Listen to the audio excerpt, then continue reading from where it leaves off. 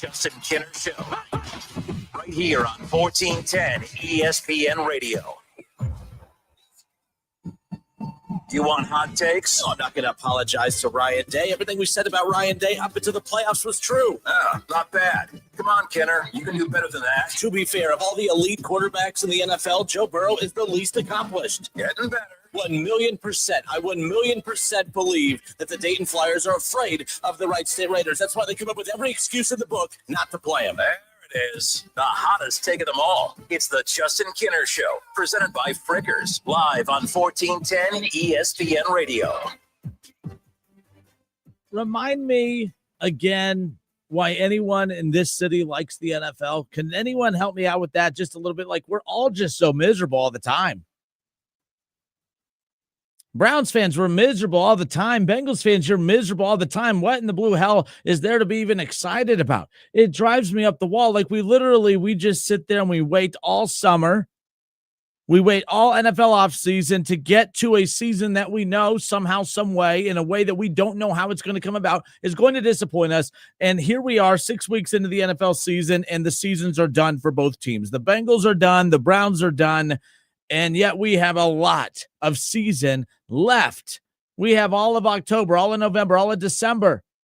And then all the good teams, they're part of this thing called the Cool Kids Club. They kind of get together and get to hang out in this thing called the playoffs, something that Browns and Bengals fans, well, it's all foreign to us as of late. Well, speak for yourself, Kinner. The Bengals have at least been to a Super Bowl in the last 5 years. Yeah, well, the Browns have made the playoffs more recently than the Bengals. So, like, again, we're just... my bad team's better than your bad team. Like, this is all pathetic. It is. And yesterday was just a big day of just nothing but pathetic for both teams. The Bengals are pathetic. The Browns are pathetic. Being a fan of the NFL, being a fan of Ohio NFL teams, pathetic. It's frustrating. But we welcome you in, and we're going to try and get through it together. Happy Monday. I hope you all had a great weekend. As you could tell, I enjoyed my Sunday, kind of. I would really like to enjoy the Bengals losing as much as they do. I would love to enjoy it, but it's really hard for me to sit there and enjoy your team struggles when my team continues to struggle. And it's a mess. It's a mess. College basketball starts soon, so we have that. Luckily, we have the Ohio State Buckeyes on the college football front. Maybe the Reds might do something kind of crazy this offseason. Maybe the Guardians will do something crazy this offseason and kind of take us all by surprise. How about we just, try to find the positives? If we sit here and try to find the positives, I don't think there's going to be a whole lot to talk about when it comes to the National Football League, but we're going to try because it's week 6 and I have to somehow find content for all of November, December. So I have to pretend that there is something interesting to talk about when it comes to the Browns and the Bengals. So let's get to it. Who do you guys want to open up with? We want to open up with the Bengals as they continue to get, beat week in and week out. Or do you want to talk about the Browns, who I continue to try to find ways to be optimistic about this team and maybe try to find a silver lining of where they can maybe sneak in a win here or there, and they just continue to beat themselves. I mean, well, the Steelers beat them yesterday. I don't even, we're going to talk about Mike Tomlin in a moment. Mike Tomlin decided to use some airtime today to take a shot at the Browns. The Browns embarrassed themselves a lot. They don't need a head coach that won a Super Bowl well over a decade ago, has been the face of one of the most underachieving franchises over the last decade, and wants to scold the Browns on the way that they handled something. He's only mad because the quarterback that the Browns traded to the Bengals is going to probably beat him on Thursday night. I am going to give you guys a little bit of a secret here, or reveal a little bit of a secret. I'm going to be a Bengals fan on Thursday. I am going to be the biggest Joe Flacco fan in the world. I hope that Jamar Chase and T. Higgins pop off. I hope that the defense all of a sudden shows up and shuts down Mike Tomlin and his stupid Pittsburgh Steelers. I think Mike Tomlin, who I can't stand, might have just made me put the Steelers as the most hated team in this division above your Cincinnati Bengals, which makes me closer to a Bengals fan than I've ever been in my life, by the way. So there you go. Ron Howard, funny as it sounds, Deshaun Watson might save your season. Stop it, Ron Howard. Please stop. We'll get to the Browns in a moment. Well, let's open up with the Cincinnati Bengals. The Cincinnati Bengals, yesterday, they lose their 4th straight. They started the season 2-0. An ugly win over the Browns, and an ugly hang on desperately and try to find a way to edge out the Jaguars to improve to 2-0. But ever since, it's been a little ugly for your Cincinnati Bengals, of course. The Cincinnati Bengals, had the Packers yesterday on the road. They were a 15.5-point dog. I said last week that I think anytime in the NFL you get to a 15-point line in anything, any team can get blown out. We see blowouts all the time. The Bengals have been blown out for weeks now. I mean, it's kind of crazy that you guys lose by 9 and you feel good about it because that's how bad football has been over the last 3 weeks for the Cincinnati Bengals. But 27-18, the final. They were shut out in the first half. All 18 of their points coming in the second half. And then, what was a 60-plus yard field goal would have been a record for Money Mac had he been able. I mean, he did drain it, obviously, but LaFleur called the timeout right before. So, that would have been maybe 27-21 the final if that was the case.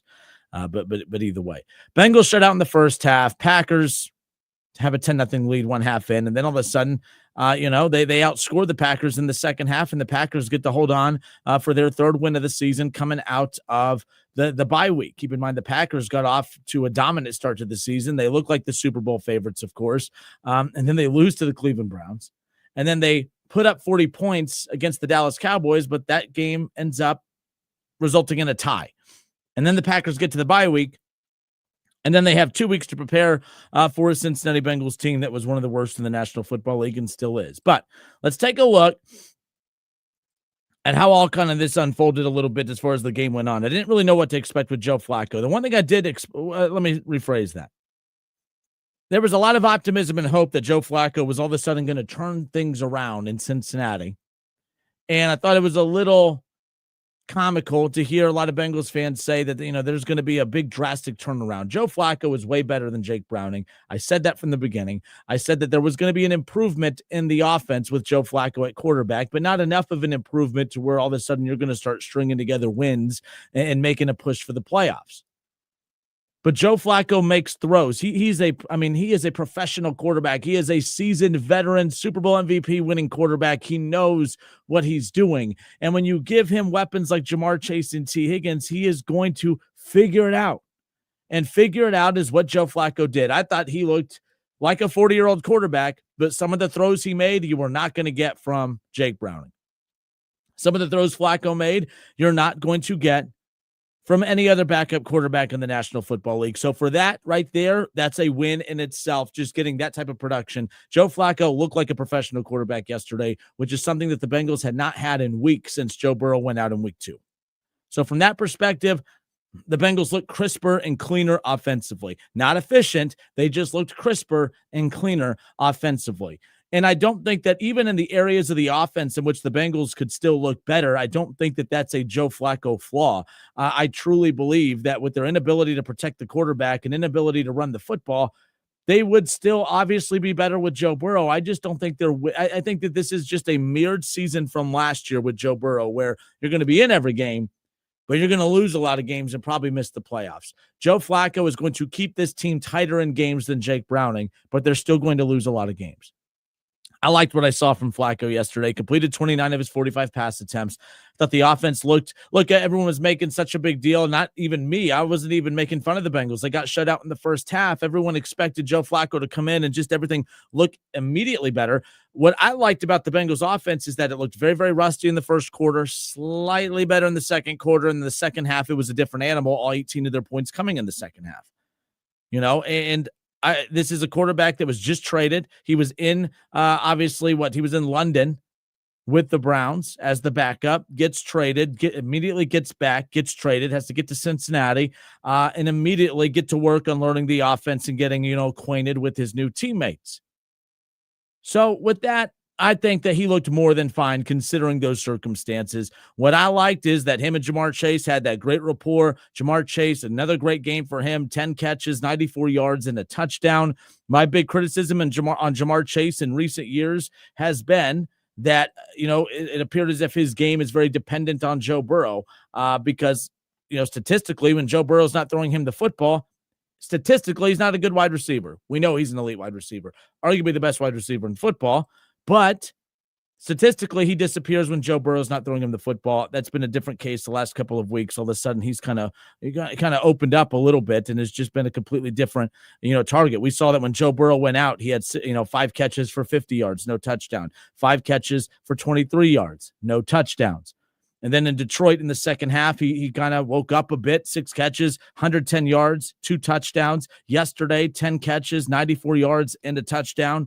So Jamar Chase is back to being a focal point of the offense. And I think when you have a quarterback like Joe Flacco, you're going to get more production out of him, and the Bengals will have a chance. The Bengals are a threat offensively because of Joe Flacco and Jamar Chase now. The problem is they are a threat because of Joe Flacco and Jamar Chase. The problem is they are only a threat because of those two, because everything else is atrocious. Guys, they can't run the football. And I know I'm annoying when I bring that up all the time, but my goodness, Chase Brown, 9 carries for 42 yards. Samaje Perine, 6 carries for 16 yards. As a team, they had a combined rushing of 55 yards on the evening. Like their longest run of the afternoon was a 13-yard burst from Chase Brown. Outside of that, there was nothing else. There was no burst in the run game. There's no pop in the pass game outside of Jamar Chase. T. Higgins pulled down a couple big ones as well. Obviously, 5 catches, 62 yards, but nothing 35 mil a year worthy, if you will. And that's not a shot at him. It's just this offense with this line and the inability to run the football is bad. But the one takeaway I do have about that Bengals game yesterday is that it felt different and it looked different. This is where I was, and I say this every week. Zach Taylor's not a top 5 coach in football. Where I've always defended Zach Taylor is that his teams remain competitive with or without Joe Burrow. And the reason I started checking out on Zach Taylor is because his team started to quit on him. When you lose to the Vikings 48-10, when you lose to the Broncos 28-3, when you give up 38 points to the Lions and your offense has to make some desperate comeback attempt in the second half just to make the score look respectable, we all know they got destroyed by the Lions. When your team starts quitting on your coach, that's when I'm out on your coach. My positive takeaway after seeing Joe Flacco out there yesterday, those vibes seemed there was just a sense of belief once again. That locker room started to buy in. The problem was that because of Zach Taylor? I don't think so. I think it's because Joe Flacco is a cool and calming individual that I think brings that kind of steadiness to the sideline that I think gives this team the confidence, to go out there and compete. And I think that's a big deal. I think that's a huge deal as this Cincinnati Bengals team moves forward and tries to find a way to maybe string together a little bit of a run. The good thing for the Bengals is they started the season 2-0. So they're 2-4. But you get a win on Thursday night, you're back to 3-4. You're a game under 500, and I think you're still very much in this. I liked what I saw from Joe Flacco. It's exactly what I expected to see. He's not Joe Burrow. He's not a top 5 starting quarterback in the NFL, but he's going to do just enough to maximize the weapons that are out there offensively. The offensive line's still a concern. The lack of a run, and when I say lack of a run game, the fact that they don't have a run game at all is a major concern. And you guys could say that the defense looked better yesterday. I thought that they made some situational plays, but they're still not better. I mean, the Packers moved the ball at will. They got where they wanted on the field when they wanted. There's nothing about the Bengals that screams good team to me. But the thing about it is, you look around the AFC, there's a lot of teams similar to Cincinnati that also aren't screaming, oh, we're a guaranteed playoff team. Kansas City's 3-3. They're still on the outside looking into the playoffs right now. New England's 4-2. They're sitting in that 7th spot. How believable are they still? Denver's 4-2. I'm still not sold on them. Jacksonville, they lost. They're 4-2. I'm not sold on them. The Chargers are absolutely beat up right now. They're 4-2 though. But again, until I see them get healthy, I'm not going to be sold on them either. And then there's the lame Pittsburgh Steelers, who I'm not sold on either. So we'll get to them coming up in a moment. And the Colts, good for them. They continue to find a way to keep on winning. But man, oh man, the Bengals 2-4. We'll see how they progress. I'm curious how Thursday night's going to look. I think considering when you got Joe Flacco, I think yesterday felt okay. I think that's what you expected. I don't know how much. I mean, the fact that you didn't get blown out by 15 plus points like Vegas and everyone expected. The fact that Flacco and Jamar Chase seem to have a very good rapport. There was no, Joe Flacco didn't turn it over. That was the big concern about Joe Flacco, is the fact that, okay, yes, he's going to make some throws that you're not going to get from any other backup quarterback in the NFL, but he's also going to turn it over. You moved on from Jake Browning, who has thrown the 2nd most interceptions in the National Football League. You moved on from him because of those interceptions, and you moved on from him to the guy that's 3rd in the NFL in interceptions. So because of that, that was also a concern, and that looked cleaner yesterday as well. Pittsburgh is at Cincinnati on Thursday Night Football, and the Bengals are a 5.5-point dog at home. They're a 5.5-point dog at home. Adam Selzner says, I'd argue Stefanski lost the locker room since the end of last season. We're going to get into the Browns coming up in a moment. I'm not happy with them. We'll talk about that. So, Adam also says, watching the Steelers against the Browns yesterday, the Bengals can win that game on Thursday. Oh, I very much agree. And I've never been closer to being a Bengals fan than I am right now. In fact, I know for a fact on Thursday night, I will be a ginormous Bengals fan on Thursday. I'm going to hoo-day it up. I can't stand Mike Tomlin. I can't stand the Pittsburgh Steelers. I can't stand the fact that they are, 4-2 last year. We saw that season crumble and fall away to where they missed the playoffs. They're 4-1 this year, and Mike Tomlin's out there running his mouth about other organizations in the AFC North as if he hasn't been a constant embarrassment, underachieving the way that they have year in and year out, since they won a Super Bowl a decade plus ago. Can't disrespect that. He's won a Super Bowl, but they've been living off that for 12, 13, 14, 15, decade plus since. He's going to run his mouth about the other teams in the AFC North, all because he's mad because the Browns sent a weapon to Cincinnati that's going to put them in position to win on Thursday. What do the Steelers do? What do the Steelers do good? They underachieve. They're one of the best underachieving teams in the NFL, Tony. That's what they do good as far as that's concerned. But all right, good stuff. Happy Monday. It's the Justin Kinner Show presented by Frickers. Frickers, your home for fun, food, sports, and spirits. All right, we'll step away for a few moments. Mike Tomlin ran his mouth about the Cleveland Browns during his presser earlier today. And I guess I understand what he's saying, but I don't understand where he's coming from. I get what he's questioning. I just don't get how it impacts him. And the one way that I think it does impact him, I think makes him sound like a whiny crybaby and soft in this particular situation. So we're going to talk about all of that when we come back. It's the Justin Kinner Show presented by Frickers. The Justin Kinner Show. Right here on 1410 ESPN Radio. ESPN 1410 Wing AM weather.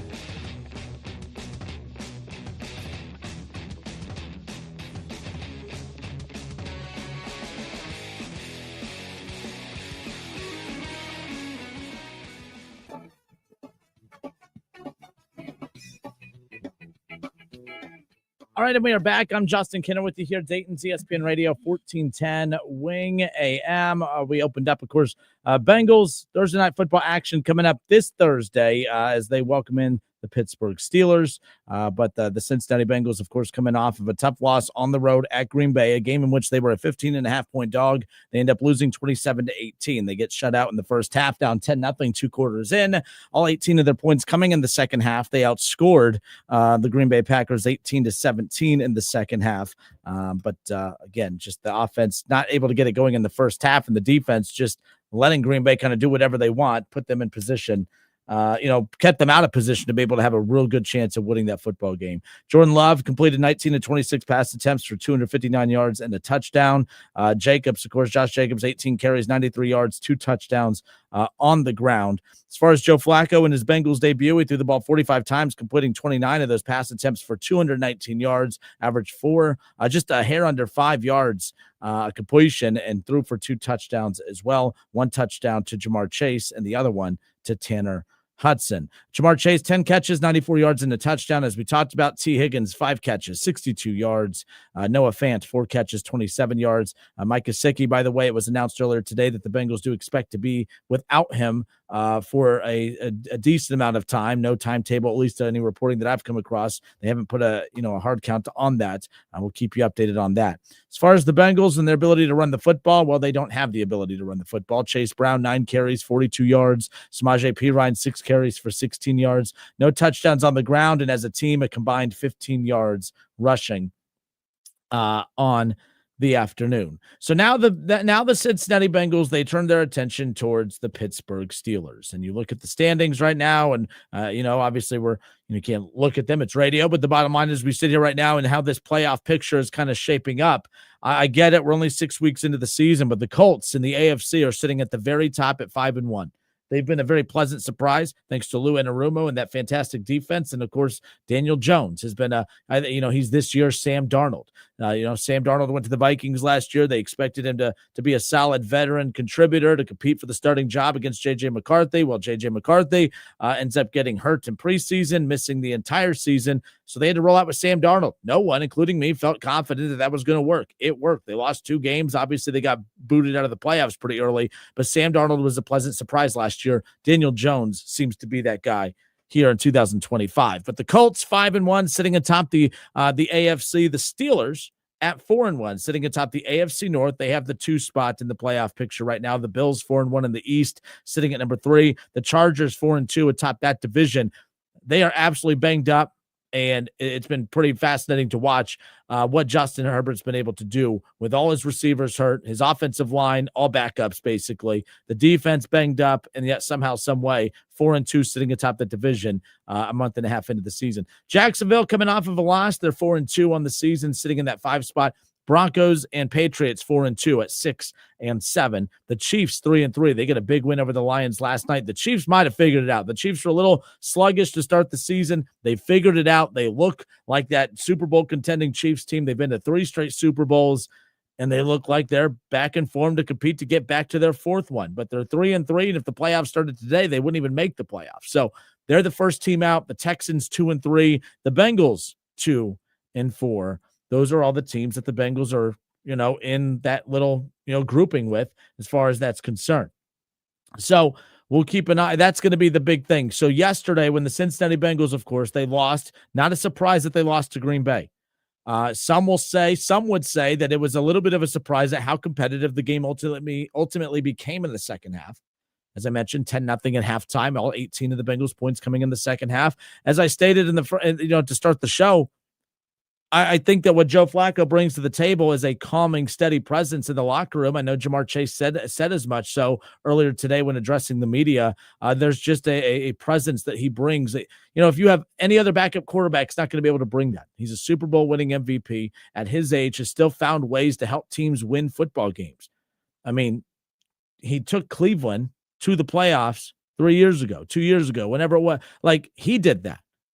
The Browns that season was obviously just spiraling out of control. They call him off his couch. He goes out there and saves the Browns season. Is there enough season? Is there enough talent in Cincinnati for Joe Flacco to come save the Bengals season? I don't think that there is, but I think what he will do is keep this team competing and believing that they have a chance to win every week. One thing was for sure, that locker room, whether it was Zach Taylor or Jake Browning, they quit on somebody. Jamar Chase, T. Higgins, the entire offense, the defense, everybody quit on Jake Browning and Zach Taylor over the last month since Joe Burrow, has been out. Yesterday was completely different. It was like there was just a sense of, okay, this is our final shot. Let's go out there and give it our all. And if that's the energy and that's the type of fight that the Bengals show up with each week, I don't know how many games you're going to win, but you're at least going to feel like heading into the fourth quarter that the team has a chance, which is something that you did not feel against Denver, against Minnesota, against Detroit. You felt they had a chance yesterday, and that's one thing that Joe Flacco does bring to the table, and I think that's going to stick with them moving forward. So, with that being said, next up is Pittsburgh.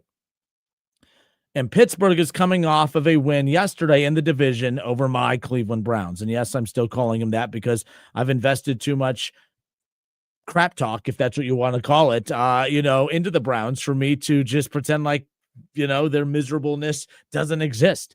23-9, the final yesterday, the Cleveland Browns at the Pittsburgh Steelers. Steelers are now 4-1 on the season. Aaron Rodgers completed 21 of his 30 pass attempts for 235 yards and 2 touchdowns. Aaron Rodgers, who everyone said there was nothing left in the tank. I was a big Aaron Rodgers believer. I didn't want to see him go to Pittsburgh for this very reason right here. I don't think that this offense is elite by any means. I think Aaron Rodgers is showing that you put him in a sturdy slot that he's going to go in there and be able to contribute and produce, and that's what he's done for Pittsburgh. They've been very consistent from the quarterback position since he arrived there. They're not great defensively. They're not great at running the football. They're not great at protecting the quarterback, but they are getting leadership from Aaron Rodgers, which is why they are in position to win games week in and week out. Do I think it's sustainable? No, I do not. I think that, yesterday they were able to beat up on a Browns team that offensively does not exist. And as that offense continues to let the fans down, to let the coaching staff down, to let themselves down, to let everybody down, that defense is starting to quit more and more on it. They're starting to quit more and more on Kevin Stefanski. Dylan Gabriel, I was excited about the Dylan Gabriel era, if you will, just something new. I wanted to see, is Joe Flacco at 40 years old, was he the problem in Cleveland? He wasn't necessarily the problem, but he sure as hell wasn't the solution. And the problem for Cleveland is I don't think that the solution, I don't think Joe Burrow is the solution. I don't think that Patrick Mahomes is. I mean, they wouldn't hurt. They might get a little more out of some of these guys, but I don't think they're getting enough more to move this team up and down the field and win football games. They literally have no one to catch the football. For the second straight week in the Dylan Gabriel era, your tight ends and running backs are your two of your top 3 pass catchers. Harold Fannin Jr., who I love, 7 catches, 81 yards. David Njoku, 3 catches, 28 yards, and a couple of those catches on big third downs, of course. But, Jerry Jeudy, 5 catches, 43 yards, whatever. Like, they have no pass catchers. And it's either they have no pass catchers or they don't have the ability to run a play that's longer than 10 yards. They had one play yesterday of 13 yards or more, and that was it. Or at least one. This offense is god awful. And then the one shiny toy that you have that actually works in Cleveland, Stefanski went completely away from. 12 carries for 36 yards. 12 carries for 36 yards. Now, to the Steelers' credit, they took a lot of the run away, but also based on the situation in the game with the Browns trailing, they had to pass a lot. But with Dylan Gabriel, who, if you have Joe Burrow and you drop back 52 times, I get it. Patrick Mahomes, Josh Allen, elite passing quarterbacks, completely get it. But Dylan Gabriel, who is either not capable of completing a pass longer than 10 yards or is just not being put in a position to have that small of an attack offensively with your pass game and to call 52 of those non-aggressive attack plays, it just doesn't make sense to me. Quinshon Judkins touched the ball only 12 times yesterday, only 36 yards on the ground. That's not because he's not good. We know he's good. The Browns may have made a mistake moving on from Nick Chubb. The only reason it may not look like it long-term is because I think Quinshon's going to be that guy if he's not already. The offensive line that is still solid is old, and it is not, That's the other thing.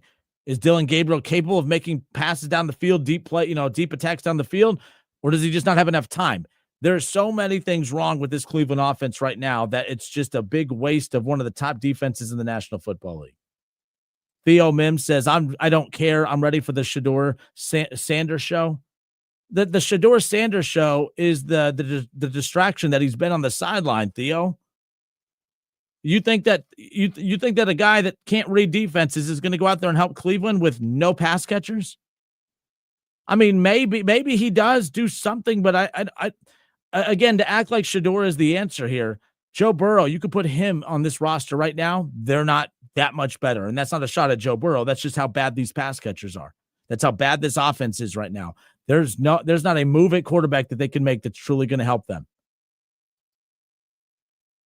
Brian Weaver brings up the fact Jerry Jeudy had 3 drops yesterday. I mean, right in his hands. I don't know what it is about receivers that can't catch the football. I mean, I think back to Odell Beckham Jr. when he came over from New York. I was super excited about it. Kev told me, no, it's not going to be good. He has stone hands. He's going to drop them. No, okay, he'll be fine. Baker Mayfield, get the ball to him right in his hands. Boom, dropped it. His dad, who's probably spent hours and hours on that mixtape to be made about all the mistakes Baker Mayfield made with Odell Beckham Jr., he conveniently forgot to leave out all the highlights of Odell Beckham Jr. dropping wide open passes left and right. No matter who the quarterback has been, no matter who the receivers are, Cleveland is always at the top when it comes to receivers leading the NFL in drop passes. And it doesn't make sense. It's not like it's just a particular group of receivers or it's a particular quarterback. This is a problem that goes all the way back to Baker Mayfield when he was here. Cleveland, during Baker Mayfield's time here, was top 3 in the NFL in drop passes. Deshaun Watson, Cleveland has the second most drop passes in the Deshaun Watson era when he's out there. Last year, we saw it. Amari Cooper led the league in drops when the Browns, somehow the Browns got a 3rd-round pick for Amari Cooper last year when he led the league in drops. Didn't make any sense, but good for Cleveland for getting a 3rd-rounder for him. And then this year, every year, their top wide receiver always seems to just have the inability to catch the football. So, I mean, and that's no excuse making, by the way. It's not as if, oh, man, the offense would be better if they catch those balls. Yes, but it's just like it's always something. Those are drive killers, whether it's a big penalty, a holding call to cost them just boneheaded mistakes that, to me, should not be happening if you're a well-coached team. And I'm not anti-Kevin Stefanski, but he's becoming a liability at this point because the team's starting to quit on him. I got to be fair here. I said this. I was like, I'm not anti-Zach Taylor, but if the Bengals quit on him, they need to move on from him. And the Bengals quit on Zach Taylor in weeks 2, 3, and 4. And I don't know if they're done quitting on Zach Taylor yet, but they at least were able to kind of show a little bit more interest and excitement after they were able to acquire Joe Flacco last week. So we'll see how that continues. But Kevin Stefanski, the Browns compete every single week. That's not the case right now. You have Myles Garrett, who I have zero sympathy for, by the way, making boo-hoo comments. Oh, it's very hard and blah, blah, blah. I don't feel bad for him. He knew what he was signing up for and now wants to play the victim card. Nah. Go count your $40 million and be quiet. You signed up for this. You don't get to be a victim. Okay, this isn't like, when people bring up certain teams wasting certain talent, this, that, and the other. Joe Burrow experienced success in Cincinnati. The team has let him down in trying to be able to sustain that. And yes, there's been some success in Cleveland, but not nearly enough for Myles Garrett to sit there, demand a trade because of all the losing, and then sign the contract extension because it's a lot of money. And then after signing, go right back to sulking and, we're losing a lot of. Well, what did you expect? He was a part of the charade to the media and the fans that something big was coming. And I would love to know what that big thing was that was coming to Cleveland to help this team win football games, because it ain't happening. It ain't happening. Ron Howard, he messages into the show, 50-plus pass attempts as a rookie in his first game is poor coaching, setting him up to fail. I don't mind him dropping back 50 times if he has guys that can catch the football. And, they trailed in a game. I mean, the other thing, too, is the Browns weren't moving the football efficiently on the ground either. They weren't able to get, when they did hand it off to Quinshawn and others, Steelers doing a good job, clogging up the middle, not really giving up anything. So they were trailing. You're not going to run the ball a lot when you're trailing. That's the other thing in Cincinnati. We saw Joe Flacco throw the ball a lot yesterday. and the Bengals can't run the football, so they're going to drop back a lot. When teams take the run game away from Cleveland, which Pittsburgh did yesterday, what do you expect them to do? I mean, it sounds like I'm defending them, but I'm not. But I think that it's too simplistic to say, I can't believe they dropped him back 50 times. Well, look at the situation of the game. When you're trailing, you're trailing in a game. You're not going to keep handing it off and handing it off and handing it off. That's just people wanting to pile on. I'm not mad that he threw 50 times. I'm mad at what he did with those 50 throws. I'm not mad that Stefanski called 50 passing plays. I'm mad at what resulted with those 50 passing plays. That's what I'm mad at. Running the ball over and over and over when you're trailing, I don't think that makes a lot of sense. I get people's questioning of that, but I feel like that's just nitpicking because everyone's pissed off, and I understand it.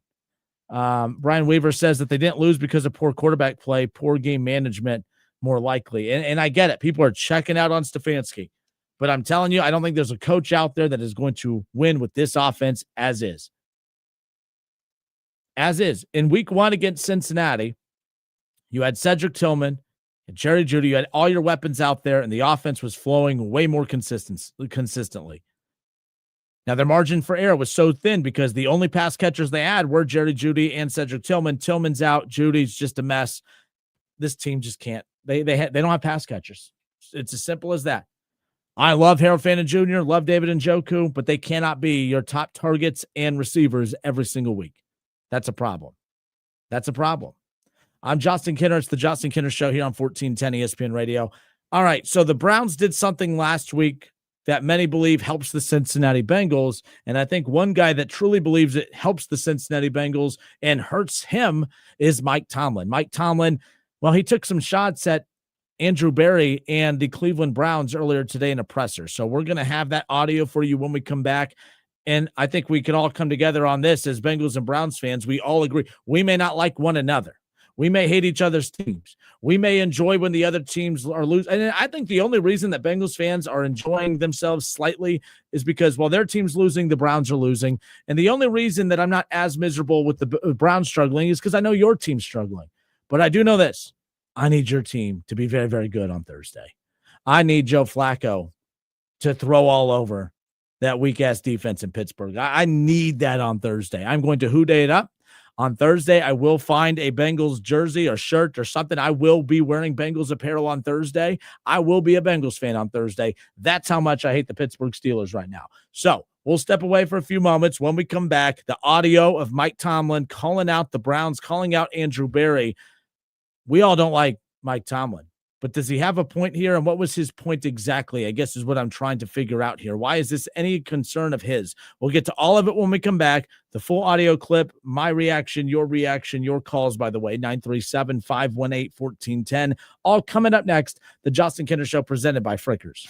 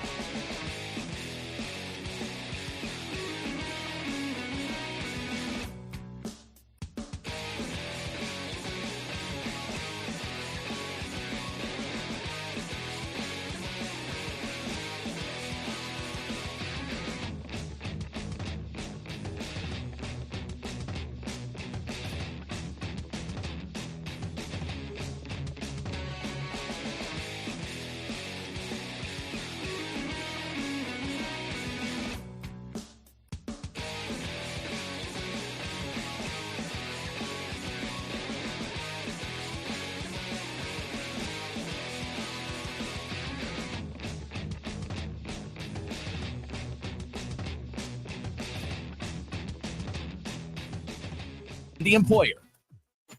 Justin Kinner Show. Right here on 1410 ESPN Radio.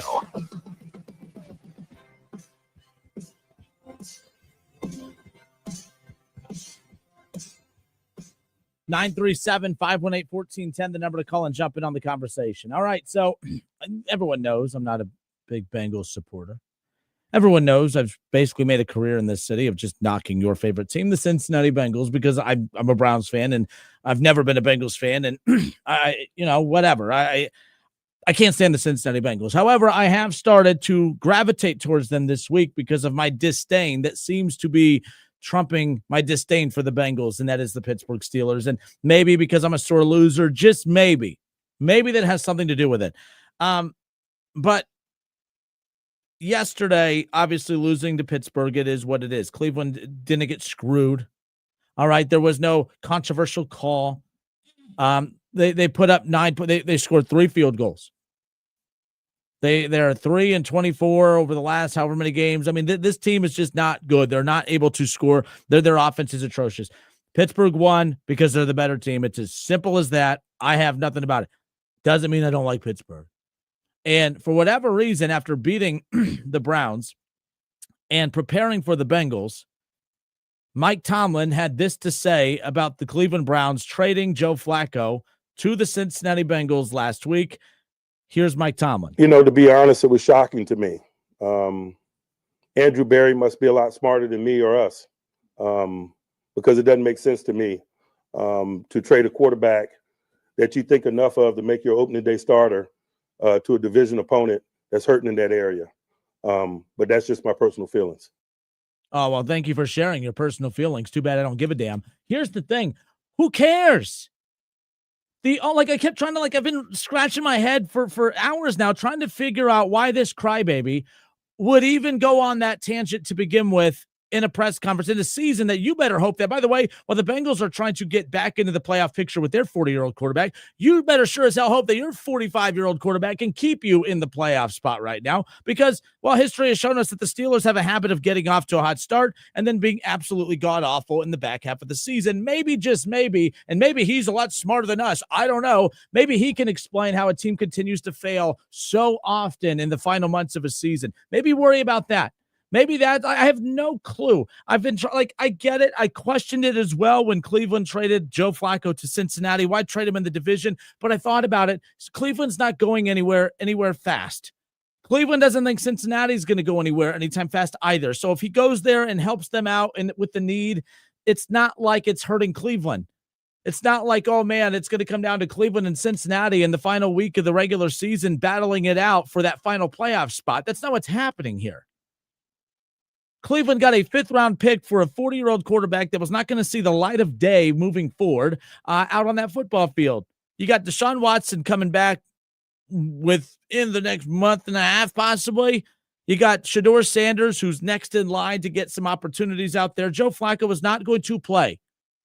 No other teams had reached out to Cleveland about Joe Flacco, and as we're approaching the trade deadline, there was you couldn't risk not getting anything for him. If any team was willing to give up something for him, why not just get it? So I have no problem with them taking the 5th-round pick for Joe Flacco. I have no problem with it. Joe Flacco going to Cincinnati doesn't hurt Cleveland one tiny bit, and that's the only concern that Andrew Berry and Cleveland should have had. If we move on from Joe Flacco within the division, is it going to hurt us in the back end? No. They got a 5th-round pick for him, and they're a rebuilding team. They need all the draft picks they can get. That's all that matters. So shut up, Mike Tomlin, you crybaby, and focus, all right, focus on finding a way to keep this team hot heading into the back half of the season here in a few weeks, because that's where he stinks. That's where the Steelers team stinks. This was a 4-2 team last year, and everyone was crying, how could you move on from Justin Fields? Justin Fields is god-awful.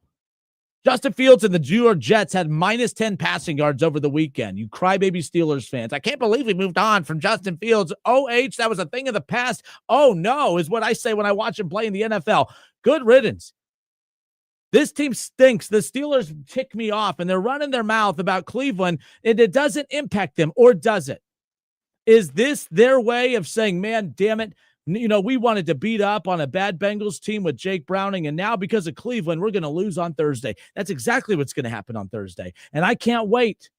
I can't wait to watch. Like, Cleveland's not good enough to beat Pittsburgh right now. Get it? 100%. It stinks. I hate that Cleveland's bad, but it is what it is. I picked them to beat Pittsburgh because of Pittsburgh's deficiencies. But I know Cincinnati's going to win on Thursday. Now, some of you Bengals fans are probably terrified because it's the kiss of death. Anytime Kidder makes a guarantee, the only guarantees that I used to get right were back in the day when I'd pick the Browns to beat the Bengals because they always beat the Bengals, right? I think the Steelers are overrated. They're not an elite passing team. They can't run the football. Their offensive line's not great. And that defense, you can move the football in that defense.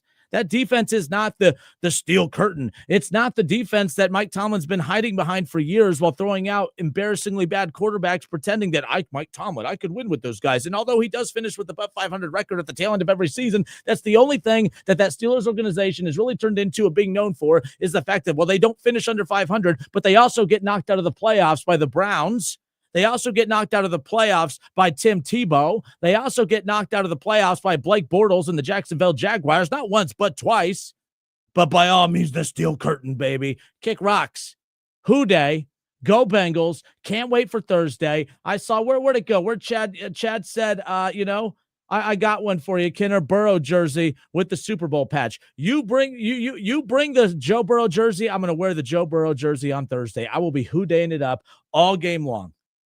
I don't care. Joe Flacco, that's why. Why else? And help me out. Why would Mike Tomlin care about that? Joe Flacco going to Cincinnati does not impact the Steelers one bit unless that crybaby believes, man, Joe Flacco is going to lead them to a win at home against my Steelers on Thursday. That's what he's crying about, right? What other there's not one other explanation for why that crybaby is concerned about what the Browns did with Joe Flacco.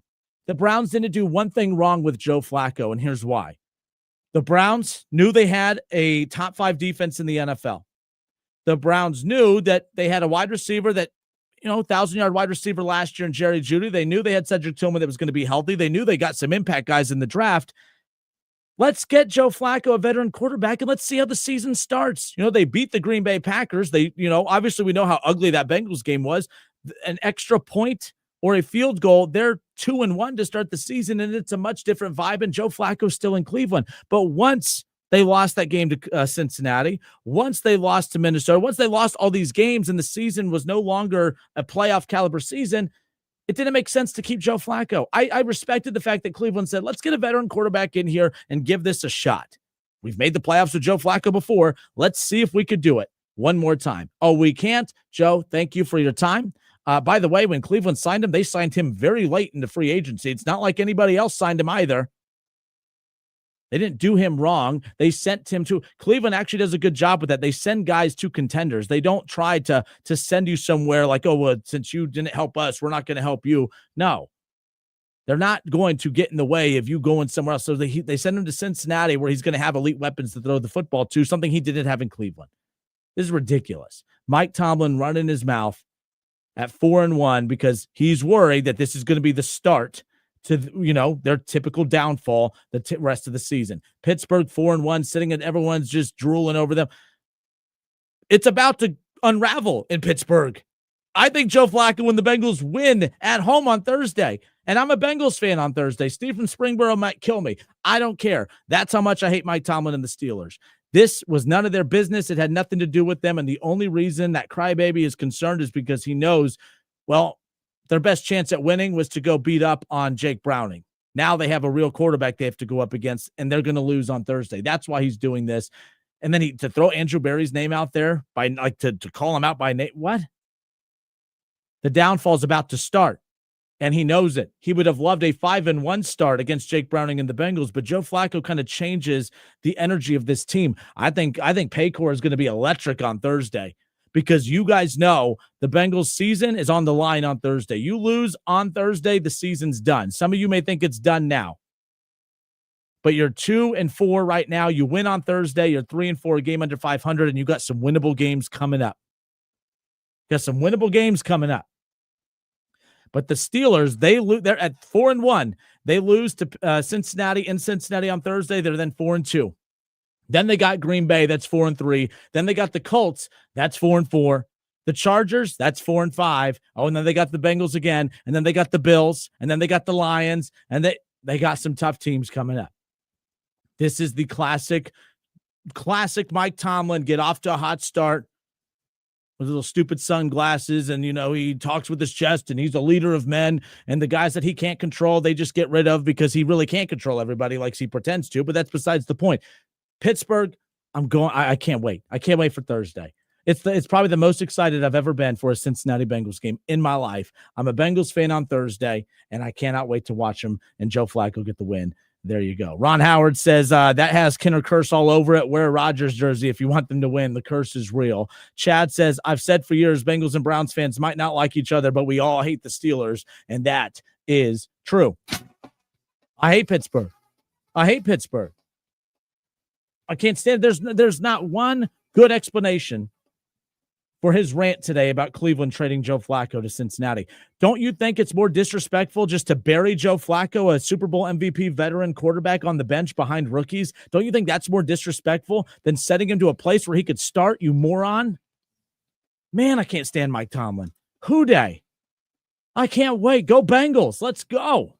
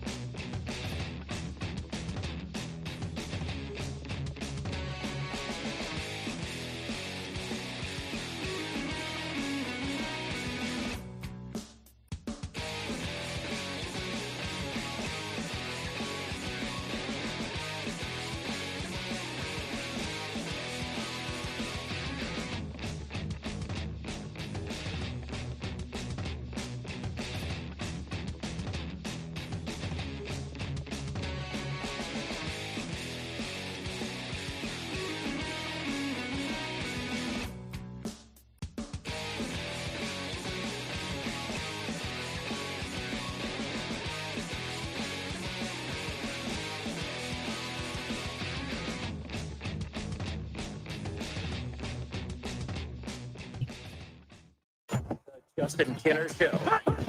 Right here on 1410 ESPN Radio.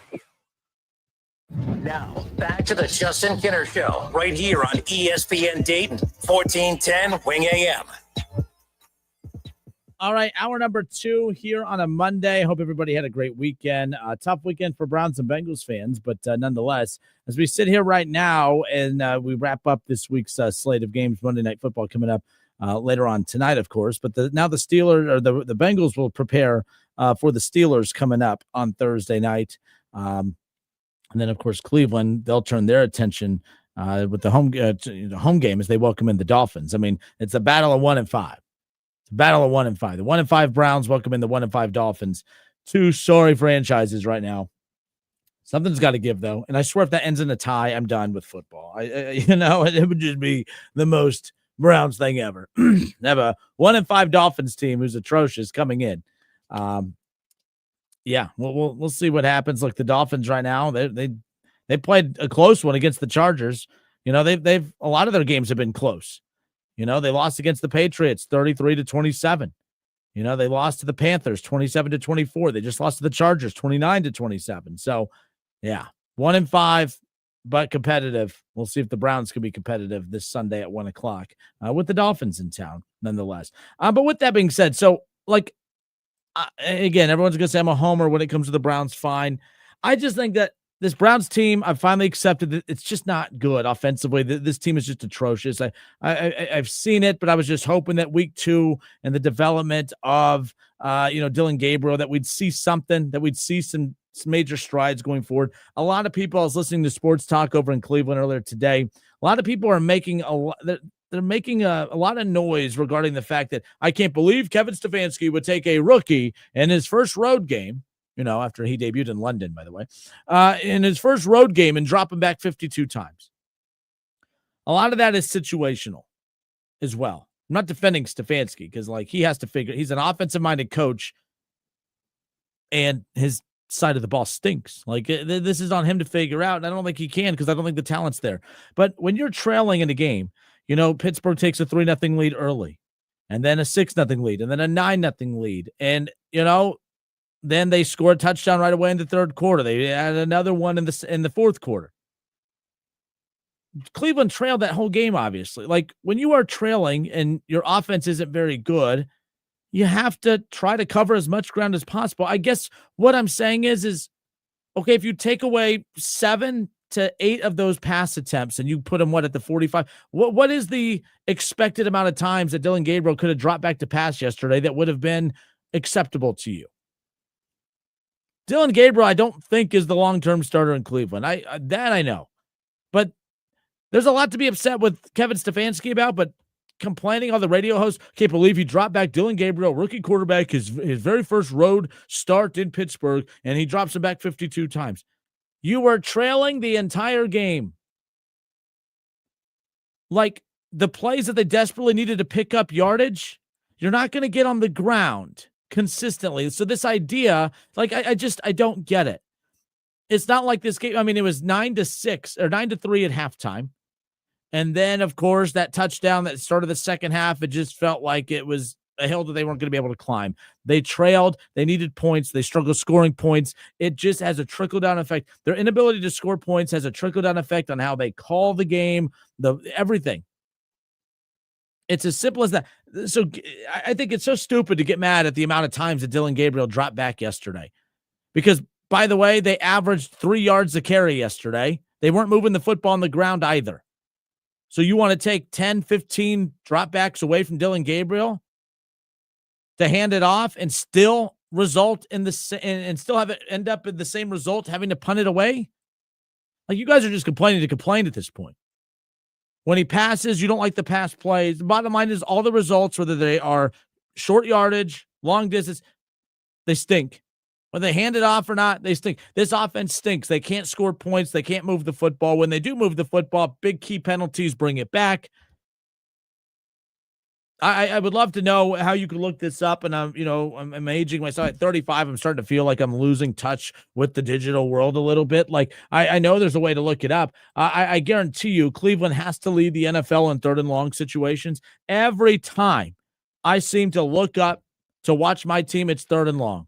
It's 3rd and 15. It's 3rd and 20. I don't think there's a team in football that has put themselves in worse positions offensively than the Cleveland Browns. It's as simple as that. Like, all the things going wrong in Cleveland, and sports talk radio hosts in Cleveland are boohooing and crying and complaining about, I can't believe they dropped him back 52 times. They were losing. They were trailing. You don't hand it off. You don't really have a balanced play sheet when you're trailing like the Browns when you know you can't score points. So who knows as far as that goes. Ron says, shouldn't be in that position with that defense. I mean, look, that defense the defense did its job. Pittsburgh was ass in the first half. They only put up 9 points. It was 9-3 at halftime. It's not like the defense didn't do its job.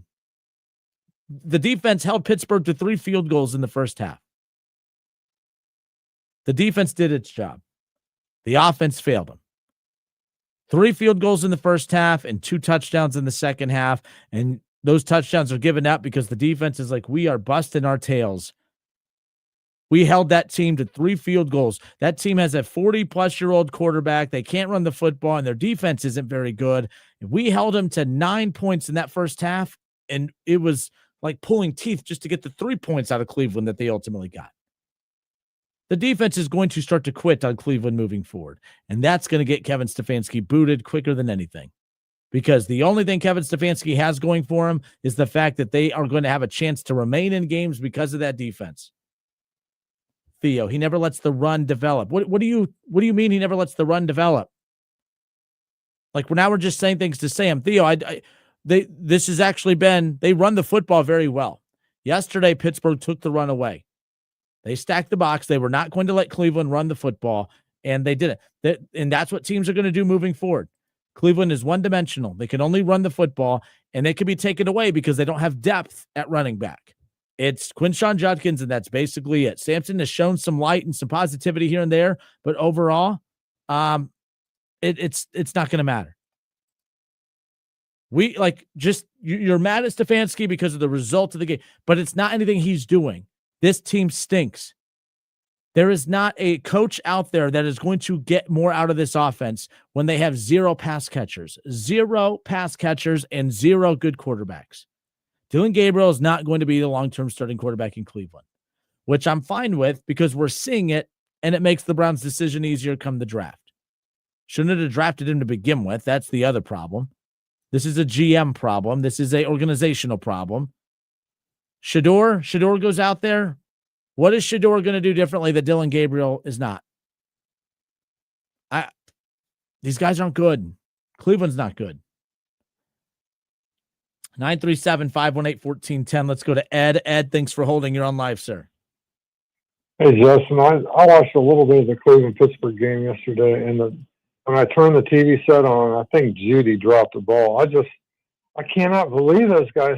I mean, you're a professional football player. How are you dropping all these balls? It's always in Cleveland.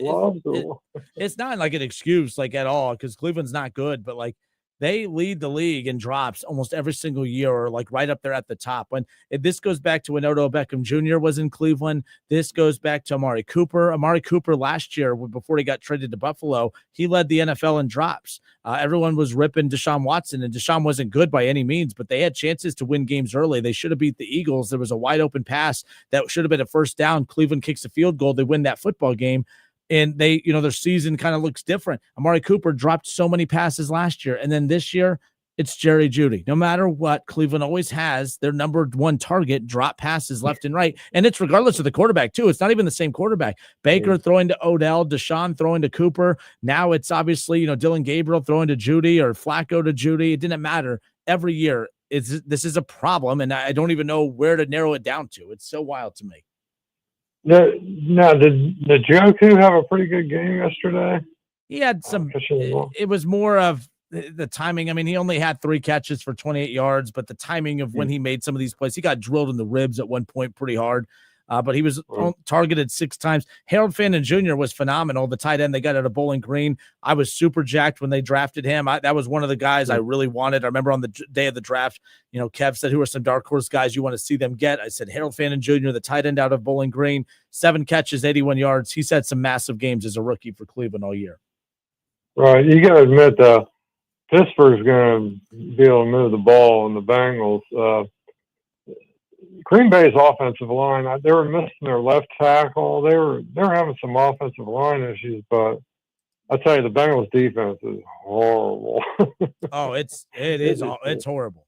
The Bengals, I mean, watching the way that Green Bay just methodically moved the ball up and down the field, whether it was the middle, sideline, run game, Cincinnati has a lot of problems. They have a lot of problems, and their best chance is offensively improving enough to keep them in it like last year. I don't expect him to look exactly like last year, but I think Flacco's a seasoned enough quarterback to potentially do that.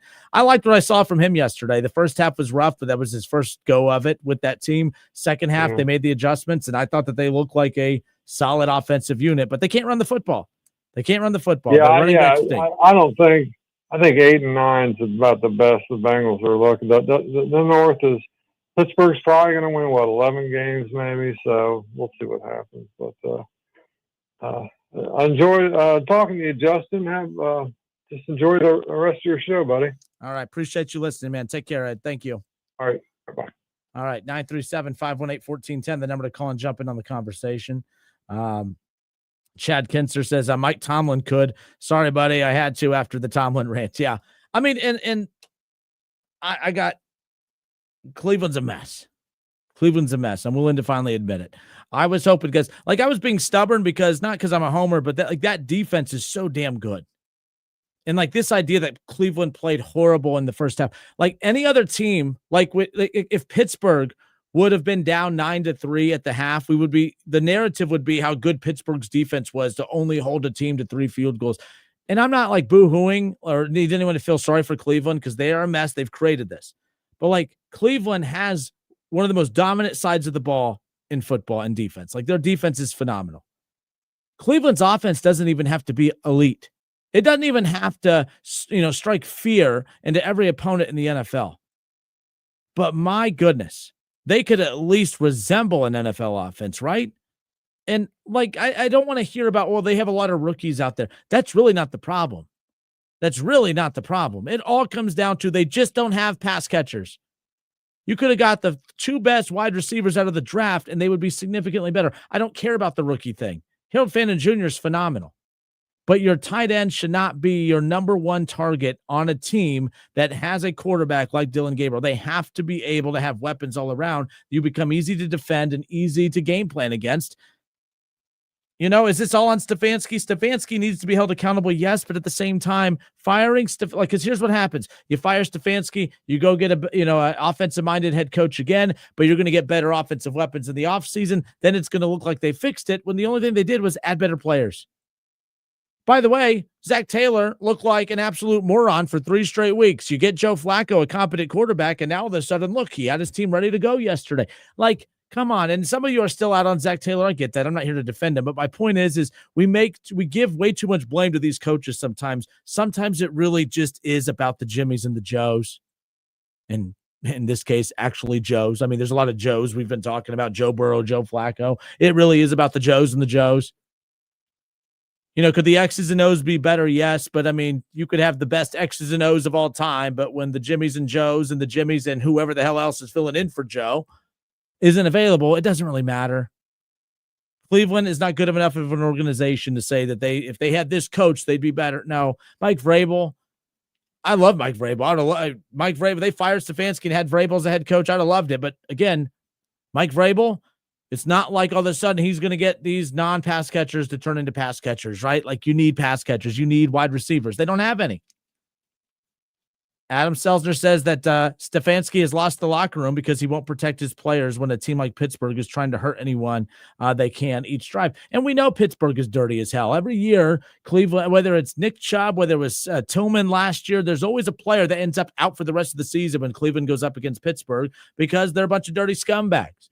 All right, their coach is a bum who's won a Super Bowl. I respect that, but I can't stand the coach crying earlier because Cleveland traded Joe Flacco. I'm still trying. Can anyone help me figure out why Mike Tomlin had a problem with that outside of the fact that he's pissed off because now he's probably going to lose on Thursday? The Browns do a lot of things that are wrong. Trading Joe Flacco away was not wrong. I think it's more disrespectful for a guy that has been in the league as long as he has, who's won a Super Bowl and a Super Bowl MVP, for all the accomplishments that Flacco has had. I think it's more disrespectful to bench him behind Dylan Gabriel and Shedeur Sanders on a losing Cleveland team. I think that's more disrespectful than trading him to a position where he can go start. So it's easy to beat up on the Browns. I get it. But what are we doing here? What did Cleveland do that was wrong in this particular case? I don't think they did anything wrong in this case. They believed they had enough to contend at the beginning of the season. That's why they went and got Joe Flacco. They thought with that offensive line that's been very good in the past and being healthy, along with the Quinshawn Judkins and the Sampson who they drafted most recently, they added depth at tight end. Tillman was healthy. Jerry Jeudy was a 1,000-yard wide receiver last year. With that defense, they felt they can go out there and contend. Tillman's hurt. Jeudy can't catch. The offensive line, penalties galore, beat up. Don't feel bad for him. A lot of teams are beat up. Okay. The Chargers, others don't feel bad for him. Right. The Joe Flacco can't, the offensive line wasn't elite when it came to protecting a 40-year-old quarterback. Like, a lot of things transpired that ultimately put the Browns in a position where we tried. So now the next phase of this is, let's see what we have with these rookies. Trading Joe Flacco away, they did nothing wrong. You moron. You're a moron. You're a straight up moron, Mike Tomlin, for thinking that the Browns did anything wrong trading him to the Bengals, because the only thing that trade did was put the Bengals in a position to potentially beat you on Thursday night, and I'm all here for it. Caleb, Tomlin told his players to keep Anthony Richardson upright the last time they played with Colts to avoid Flacco. Anthony Richardson got hurt. Flacco came in and torched them and won the game. Tomlin fears Joe. Like, that's the only thing I could think of, because Cleveland is a disaster of an organization, and you can come up with a list a mile long to rip them for all the mistakes that they have made. And I promise you, if we did a whole show on all the things that Cleveland has done wrong since returning to Cleveland, it would, and we did 3 hours on it every day, it would take me probably a year before we even got to them trading Joe Flacco in the division. They did nothing wrong. It's not the only responsibility that they have with that trade is to make sure it doesn't hurt Cleveland. And there's no way in hell it hurts Cleveland whatsoever. Ed, who called in earlier during the commercial break before I put him on, he was saying, well, see, I just don't get why Cleveland would help Cincinnati. They're technically not. If you send Joe Flacco to Cincinnati, you're helping Joe Flacco because you send him somewhere where he can go and start in probably his final year in the NFL. So they did good by him in that regards, because there's no other position in the NFL. There's no other team in the NFL that they could have sent Flacco to go be a starter. They didn't want to disrespect him by benching him behind a rookie, possibly two rookie quarterbacks. So they did right by Joe Flacco. That was first and foremost. The second thing, if you're going to send him in the division, you better make sure it doesn't hurt you on the back end. Cleveland looked at Cincinnati and said, we are two teams who are going nowhere fast right now. For us, it's all about developing the young players we have on this roster and positioning ourselves for the draft. And guess what happens? If you trade Joe Flacco to Cincinnati and they start winning a few more games, guess what? That helps Cleveland, because Cleveland then gets a better draft pick than them. Like this, they did nothing wrong by trading Joe Flacco. So it goes back to Caleb's point right here on YouTube about the fact that, he is afraid of Joe Flacco. And like I told you guys, I've never been a Bengals fan, but I'm a Bengals fan this week. I will hoo-day it up. I'm going to wear Bengals gear on Thursday. I'm going to get the Bengals imaging on the show. We are going to it's going to be a Bengals fan show on Thursday, and I can't wait. I cannot wait to watch the Bengals beat the Steelers on Thursday, because there's no reason for Mike Tomlin to have done what he did today, at least in my opinion. It's the Justin Kinner Show, presented by Frickers. Frickers, your home for fun, food, sports, and spirits. All right, tomorrow, not ESPN, I'm sorry, Yahoo Sports, Jason Fitz. Wow, what a weekend, by the way, in college football. Indiana. I have not been a believer in Indiana because, and that's what I want to talk about when we come back, but we're going to talk a ton of college football on tomorrow's show with Jason Fitz from Yahoo Sports. Indiana did something over the weekend I'd been screaming for. I just need, when you are a program like Indiana and Illinois and others, I need to see it to believe it. You have a lot of wins. You have a little number in front of your name. That's cute. That's adorable. But I need to see you do something. Like I've always said, Ohio State is a program that I don't need to see them play somebody to know that they're somebody. I don't need to see Ohio State beat somebody to know that they're somebody. Indiana, Illinois, those are programs that I need to see them beat somebody to know that they're somebody. Illinois couldn't do it over the weekend, but Indiana sure as hell did. And that's what we're going to talk about when we come back. And a lot of noise was made on social media over the weekend that Indiana, should they be the number one team in the country? They're coming in at number 3 in the AP poll. Should they be at number 1? I thought that was a ridiculous comment. But when you start looking at it deep down, based on how we put these rankings together, yes, there's a small part of me that says Indiana could easily be at number 1. And we'll discuss when we come back. It's not that far-fetched when you really think about it. We'll discuss more when we come back. It's the Justin Kinner Show presented by Frickers. I'm Ed Evans, CEO of Consumer Cellular. Ever wonder why Big Wireless wants you on unlimited?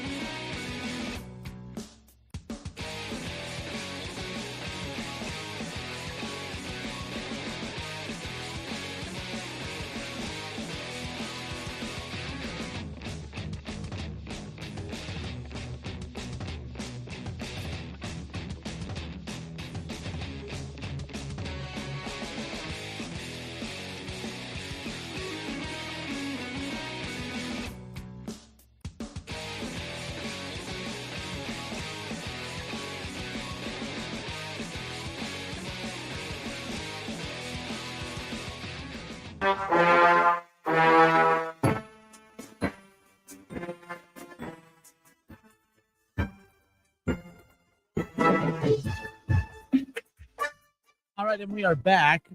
Justin Kinner with you here, Dayton's ESPN Radio, 1410 Wing AM. This just looks so weird. When we saw Indiana crack the top 5 last year, if you remember, Ohio State, Indiana had a top 5 showdown in Columbus last year, which was wild. It just didn't look right. And it didn't look right because it wasn't believable. And I said, look, for Indiana, it was one of those things where, they played teams last year. They had a very friendly schedule. And I thought a lot of their success was due to that friendly schedule. I didn't think that they were a team that was for real. And then when they play Ohio State, they didn't look for real. They got blown out. They looked, like they didn't belong in the same, class as Ohio State. And not a lot of teams do, to be fair. But then when they play Notre Dame in the playoff, the same thing. It's just like when you're playing a bunch of nobodies, it's one thing, and it's tough to get to the level where you're beating up on the nobodies. Because for so long, Indiana, who was the losingest program in the history of college football, and that's not a shot at them, it's statistically accurate. No team, no program has lost more games in college football than Indiana. They're the losingest program in the history of college football. So it's going to take a lot for me to buy in. And there are some programs, like a lot of people will bring up Ohio State's schedule at times and say, well, they haven't played anybody. Ohio State's the kind of program where I don't need to see them beat somebody to know that they are somebody. That's why I don't really beat up on other teams' non-conference schedules too much, because like Penn State this year, now this is maybe a little, weird because they fired their head coach, but the bottom line is Penn State, they weren't crazy about putting any major teams on their non-conference schedule because they believed the Big Ten was challenging enough. And to their credit, I didn't have a problem with that. Penn State, and again, let's take out the recent run that they're on, because you guys are going to let right now what's going on with Penn State cloud the point I'm trying to make. Penn State's one of those programs where, we knew that they're good. They recruit at a high level. I knew that it's a good program. I don't care who they play in the non-conference. They just need to start beating the good teams in conference play and all that. We'll get to Penn State in a moment. But Indiana is a program that I need to see beat somebody to know that there's somebody. And last year, I just never saw it. They beat a bad Michigan team that was reeling off of a cheating scandal and moving on from Harbaugh, or Harbaugh moving on from them. Or, basically it was the sports version of fleeing the country is what Harbaugh did. Harbaugh fled the country before the cops got him, basically. And that's what ultimately happened. So basically, to compare it to a sports analogy, he has a warrant for his arrest the second he tries to get back into the country, back into the college football world, of course, but he'll never come back. That's it is what it is. But that sorry program had enough going on that it was distracted with cheating to win a national championship that, of course, they lost to Indiana and they deserved it. But that's besides the point. To Indiana's credit this year, they played Illinois a few weeks ago, and that was a top 25 showdown, and didn't just beat Illinois, but beat them down. I mean, just absolutely annihilated them, embarrassed Illinois.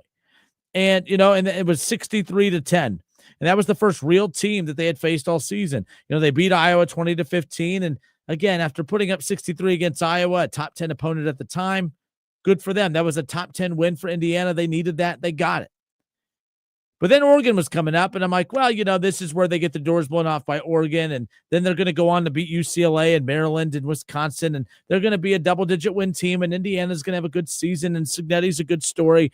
But, they're not good enough to compete with the powerhouses.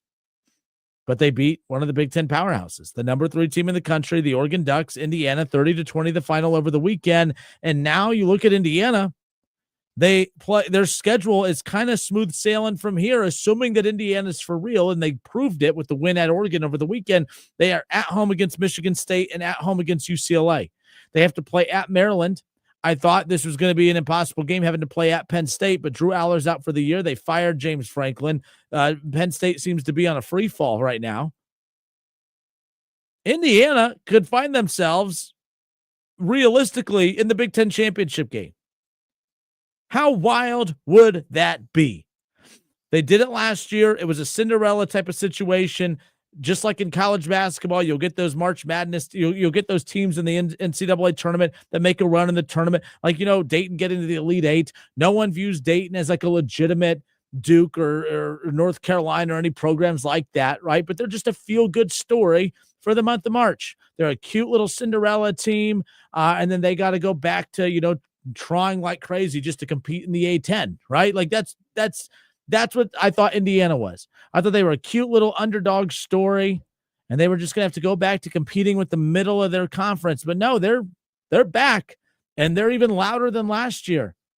They're even better than last year. And they just beat the number 3 team in the country after a few weeks ago putting up 60 and beating a top 10 team in the country by 50. Now, one point I want to make before I get to this next point, or to set up this next point. When it comes to the college football playoffs and those rankings, the rankings are always about the best resumes, not the best teams. The best teams aren't ranked in college football. The best resumes are. And right now, when you start thinking about where Ohio State's going to be here, Ohio State's undefeated, Indiana's undefeated. They're the number 3 team in the country. Ohio State's the number 1 team in the country. The college football playoff has always done a good job in the first poll when it comes out to they want to differentiate themselves from the AP rankings. They don't want to just take the AP rankings and slide them over and slap the playoff logo on it. They want to put their own rankings together based on their criteria. And I believe if the college football playoff rankings came out today, that the number 3 team in the country, according to the AP, would actually be the number 1 team in the country, according to the College Football Playoff Committee. Because, again, the College Football Playoff rankings, it's not about the best teams in the country. It's about the best. I mean, that matters, but it's about the best resumes. And I don't think there's a team in the country that has a better resume than Indiana, as wild as that sounds. They don't have a crazy non-con opponent, but they beat their opponents down. They played Kennesaw State 156-9. They played Indiana State 73-0. They played top 10 Illinois 63-10. They just took on the number 3 team in the country, or at the time, on the road. Have you? Even if it was home, it's not like it would be.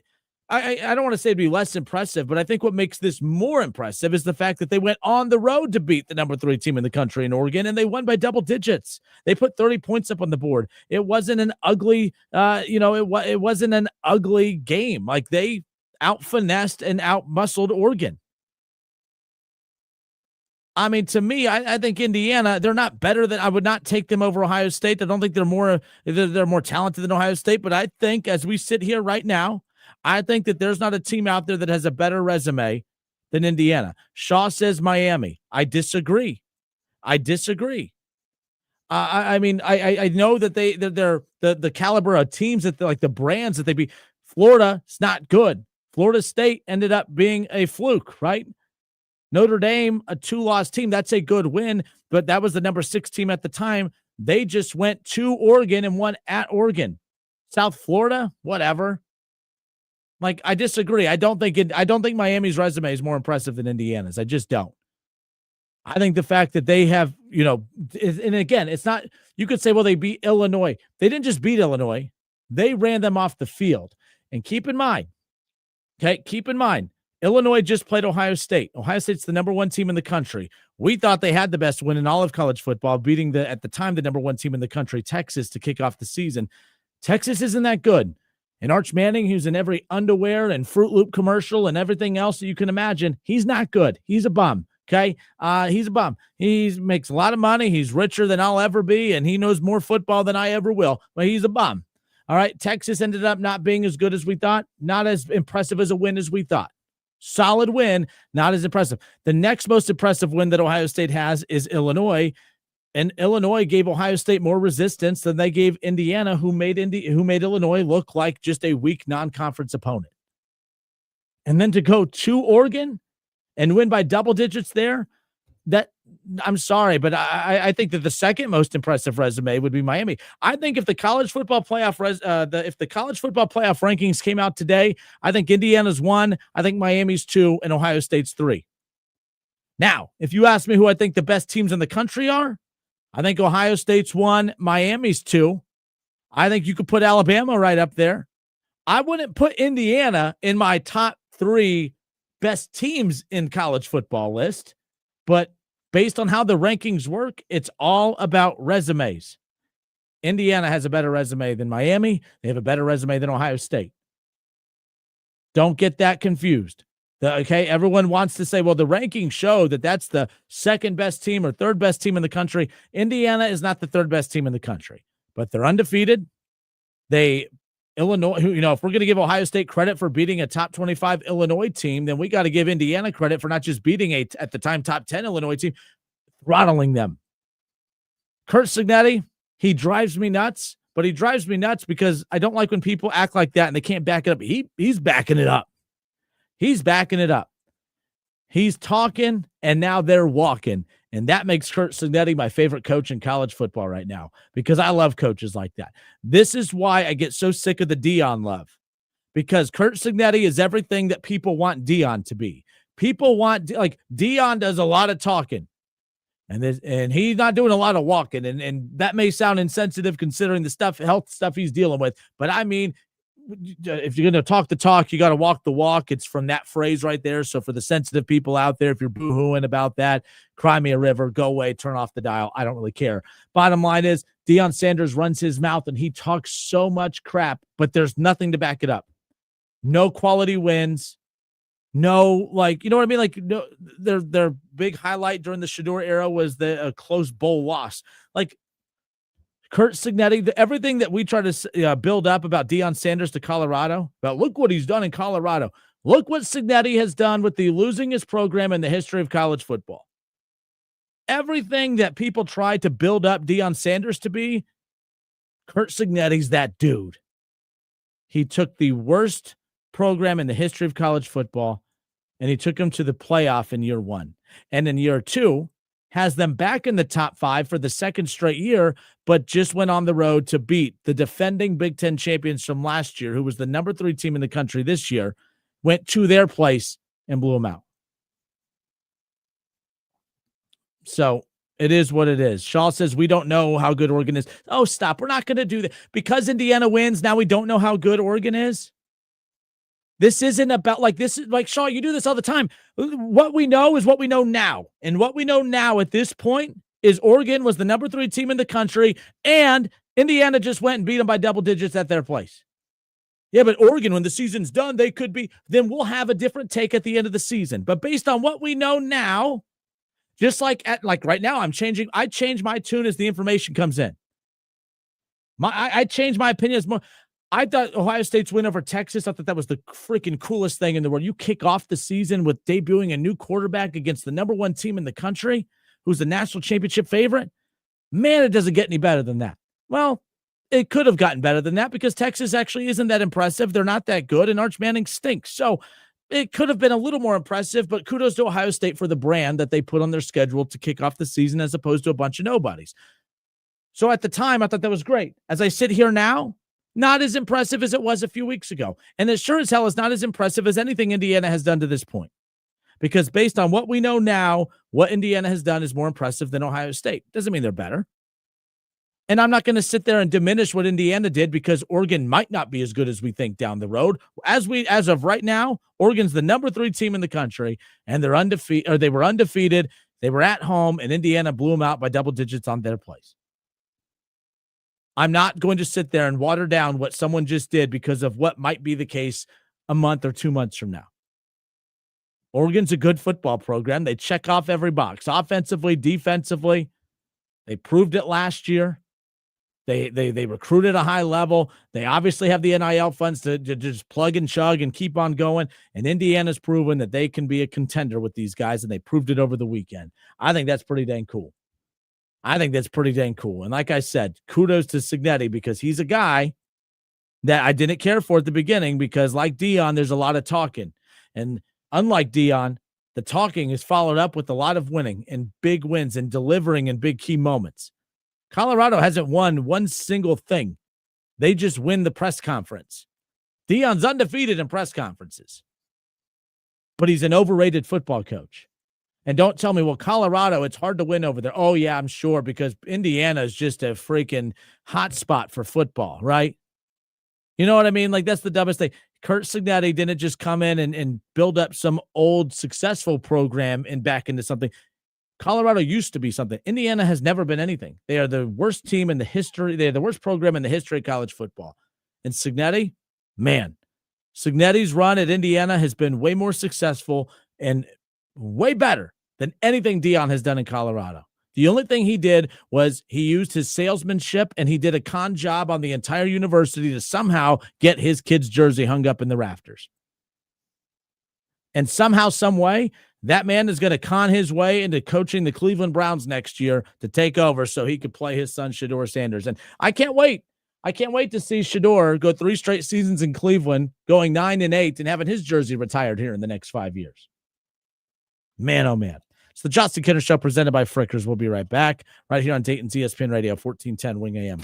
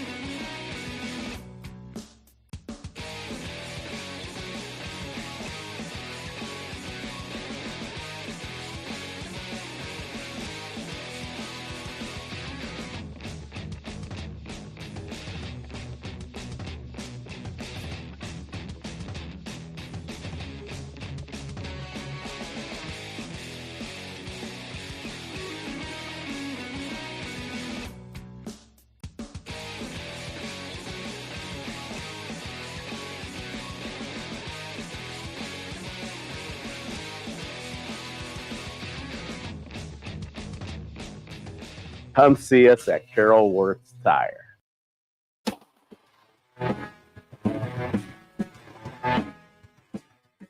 All right, as we're about to wrap up the show here today on a Monday, hope everybody had a great weekend. If you missed the start of the show, I'll just quick summary. I'm a Bengals fan this week. I can't stand Mike Tomlin. Mike Tomlin came out with some boohoo crybaby stuff about, basically trying to. There's a lot of things you can, criticize the Browns for. Trading Joe Flacco is not one of them. And, well, here, take a listen. So Mike Tomlin earlier today had this to say about the Browns. You know, to be honest, it was shocking to me.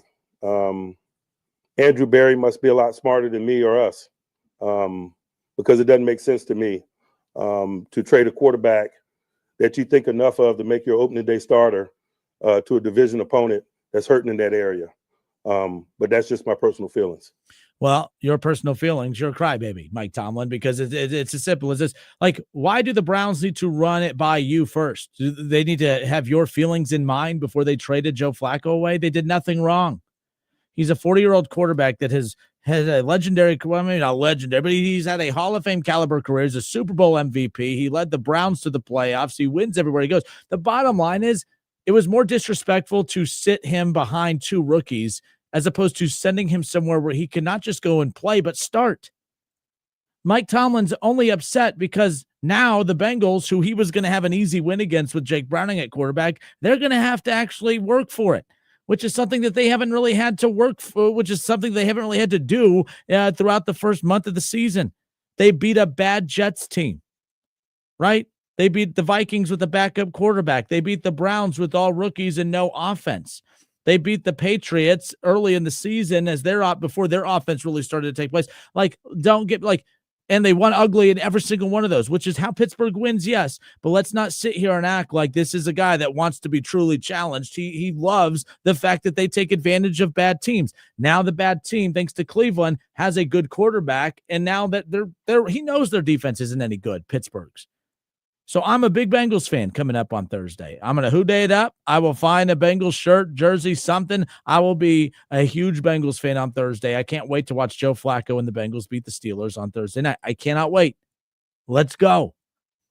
Reaction to Buckeye fans mad at me because I said I think Indiana. If the rankings came out, if the college football playoff selection show was tonight. Remember, the playoff rankings are always different than the AP. It's not about the best teams. It's about the best resumes. I think Indiana, with what they did on the road at number 3 Oregon over the weekend, not just to win, but to put up 30 points, to win by double digits. I think you on top of the fact that when they played a top 10 Illinois team a few weeks ago and they put up 60 on them and won by 50, I don't think there's been teams who have faced bigger branded teams more consistently, but no one has looked more impressive in these big games than Indiana. Ohio State's win over Texas doesn't look as sexy anymore. All right. Ohio State did beat Illinois, yes, but they didn't look as dominating against Illinois as what Indiana did. So I think if the first playoff rankings came out tonight, I think Indiana would be ahead of Ohio State because of how they do it. The playoff rankings are based on the best resumes, not the best teams, because the top 10 teams is drastically different. I think you got to throw out records at times for the top 10 teams. You know what I mean? But the rankings are different. It's all about resumes. We only have a few minutes. Let's go to Shaw. Shaw, you're on live, sir. How you doing, bud? Another day in paradise. So what I was getting at is you can't discredit Ohio State's win and all these other teams' wins and then not look at what Oregon did against Penn State and not discredit that either. That's all I was saying. About what, what do you mean? I'm not taking anything away from what Indiana did. I'm not taking anything away from Indiana beating Oregon, but Oregon's win against Penn State doesn't look as impressive as what it was 3 weeks ago because Penn State now is absolute dog water. And so we don't know what Oregon is. Yes, they were ranked at the time that they played them, but at the time Ohio State beat Texas, they were number 1 in the country. So if we're going to go at the time they played them, then Ohio State beat the number 1 team in the country. No, we can't use one set of rules for one team and then completely disregard it for all the other teams that we're talking about. I'm not just like what we know about. I am doing that now because I just said Texas is not as sexy of a win now because we've seen how bad Texas is. We haven't seen Oregon look bad. Oregon just lost in a competitive game against Indiana. Who's Oregon beat? Oregon was the number 3 team in the country based on what we've seen. And defensively, top 10 defense, top 10 offense statistically. Plus, you look at their recruiting and everything they did when it comes to the transfer portal. We know that it's not just a simple win-loss resume thing when it comes to these teams. It's about the full picture. And that's why Oregon, who moved their way up the ranks, they deserve to be where they were at. Are you saying that they don't? I don't know what they are. I have them at number 9 in my rankings right now, and I don't know what they are. But if you truly don't know who they are, everything- why are they even on your rankings if you don't truly know who they are then?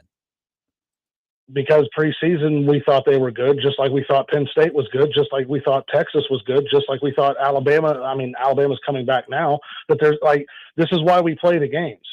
Like, you can't use transitive properties from 3 weeks ago. We're not using transitive properties. Oregon is still good. Oregon has not fallen off a cliff because when Penn State lost to Oregon, I didn't say that they were bad. Penn State, I didn't say Penn State was bad for losing to Oregon. No, we now say Penn State's bad because they lost to 0-4 UCLA. They lost to Northwestern. But, we didn't sit there and say Penn State's bad because they lost to Oregon. We now know they're bad because of what they've done since. If Oregon goes on a tailspin and they lose to Rutgers and Wisconsin, then yes, they're bad. But from what we know right now, that's a good win for Indiana. That's a huge win for Indiana. And the Texas win is still good for Ohio State. It's solid, not as impressive as it's not as impressive as what Indiana has done based on what we know to this point of the season. I will bet you whatever you want to bet that Ohio State's the number 1 team in the country when the college football playoff rankings come out. I'll bet you whatever you want to bet. If Indiana's undefeated, if they're undefeated when those first polls come out, because that Penn State win is going to mean nothing now for Ohio State when that gets here. So when that happens, because Ohio State's just playing nobodies between here and when that first poll comes out now, so it's just about resumes up to that point. Going back a couple years ago when Georgia was the unmitigated best team in America, they were the number 1 team on the college football playoff throughout. It'll be the same thing with Ohio State. There is no one playing football like Ohio State in America. No one. They are the best team in the country. It's no ifs, it's no ands, it's no buts. I will bet you whatever you want that in the first college football playoff ranking that Ohio State is number 1. It's a separate argument of who I think that, and by the way, I agree. I think Ohio State is the best team in the country. The polls, though, are always about the sexiest resumes. And that's what this comes down to. But when it comes down to it, there's no way. There is no way. There's no way Ohio State's going to be number 2 and Indiana will be number 1 when they're going to put those two against each other. Yes, the same team that Indiana dog walked all the way across Bloomington, Indiana, Illinois, Ohio State just went into their house and beat them by 20. Yep. And beat them by 20. So not 50. It's not that. Not 50. Okay. Right? Not 50. Not 50, Not 50. But they controlled the game the exact same way that Indiana did. Congratulations, you beat them by 50. Okay. That's not a little accomplishment. That's not nothing. That's not a little. It is a beauty contest. That's how this has always worked. This is not the NFL. The beauty contest element has always existed in this. Style of play has always mattered. The style points have mattered. Urban Meyer and so many legendary coaches have said they hate that it's a part of it. Urban Meyer talked about the fact that Ohio State doesn't make the playoffs in 2014. Just because they beat Wisconsin in the Big Ten championship game, that's not why they made the playoff. They made the playoff because they beat them by 50. That's stuff matters. Absolutely, it matters. When you are going against teams of like records and you don't know what differentiation properties are, yes, that's when the beauty contest comes in. We will see what Ohio State and Indiana look like on the same field. We will see what Ohio State looks like against all these other teams that Indiana faces. And we've already seen one comparison. And that's based on what we know now. You're saying we will see. My opinion today, as we sit here on October 13th, is based on what we have seen to this date. I'm not preparing my show for 2 months from now. I prepare a show for today. And today, and that's why I said today, if it came out, Indiana would be right there at the top ahead of Ohio State. They're not the better team, but they are undefeated. They are playing as good as anybody right now, and they have their resume is more impressive than Ohio State's at this point. And I just highly disagree. Based on what? Based on what? Based on Ohio State beat the number 1 team in the country. They've looked the best in the entire team that was just out of the top 25 in the last rankings. And they just beat Oklahoma, who was a top 10 team in the country. And do you believe that Oklahoma is actually that good? Because I don't. Do you believe that that's where they're going to end up? I'm going to play your game now. Or do you believe that they're going to? We can sit here. We can do this with every single team. That's why Texas lost to Florida, though. But Texas lost. Again, it's a resume thing. The teams that Ohio State has beaten have not now no longer as impressive as Indiana's. because Indiana beat an Oregon team at home. The number 3 team in the place, country at their place by 10 double digits. By 10 against an Oregon team who we don't even know what their best win is. Oregon was the number 3 team in the country. They were the home Why? team. Based on what? Based on what? Based on that, I don't know. So there's the number 1, there's the number 2, and then there's a 3 that Based comes after on what? 2 between Based on 4. what? So I know how to Texas. count. Okay, you can then get fine. Get I'm not getting snotty all you want. If you said fact. Ohio State beat the number 1 team in the country back in week 1, based on what then? Because they were ranked number 1. Because Oregon is ranked number 3. Manning was supposedly the best quarterback in the country. Oregon has more basis to be ranked number 3 in the country than Texas did number 1 to kick off the season. We have results on the field. Exactly. We don't know who Oregon. Exactly, which means the win over Texas was we don't know who pointless. Oregon beat. There was no number 1 team in the country. We don't know. But we know who Oregon is, and Oregon's a good football team. We don't know who Oregon is. We do know who is. Point. So we do not know who. So Oregon when you is. put your rankings together, you said you put out your rankings, you had them in your top 10. Well, I put them in the top 10. If you don't know a single freaking thing about them, why have them in your top 10? We know they're better than the based on what? Teams behind them. Based on what? Based on what?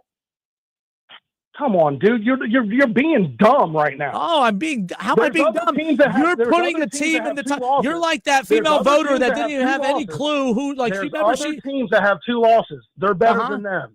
There's other teams that have 2 losses. They're better than them. Based on what? You said you don't know. You don't know anything about Oregon. UCLA. You said you don't know. They're better than Texas. They're better than LSU. Yes, we know that they're better than them. Yes. Are they better than the teams that are ahead of them? No, we don't. Oh, well, then when we get there, my opinion will shift. Based on what we know now, based on what we know now, Indiana, based on what we know now, Oregon hasn't beat anyone. They were the number 3 team in the country. Congratulations. Congratulations to Texas for being the number 1 team in the country when you were just using that to make your point. Hence why there shouldn't be any rankings until... Hence it doesn't matter. Then you shouldn't have used that as one of your arguments.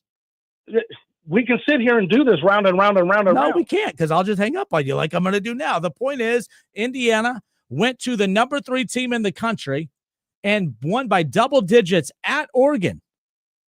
They faced the same team that Ohio State just faced yesterday, and they didn't just beat them more impressively than Ohio State. They put 60 up on them, and they don't have a Jeremiah Smith. They don't have a Julian Sain, the number 1, QB prospect in the country. They don't have any of the. They don't have the elite defense that Ohio State has. They don't have a Matt Patricia. They don't have. Based on what we know, with what we've seen with our eyes, resume right now, Indiana has the best resume in the country. And if the playoff rankings came out today, they would be the number 1 team based off that, because it's not about the best teams in the country. It's about the resume. And Indiana has the best resume. It's the Justin Kinner Show, 1410 ESPN Radio. We're out of time. We'll do this again tomorrow. Until tomorrow, the Justin Kinner Show presented by Frickers, your home for fun, food, sports, and spirits. We'll settle this debate with Jason Fitz from Yahoo Sports on tomorrow's show when we kick it all off. We'll talk then. Thank you, everybody.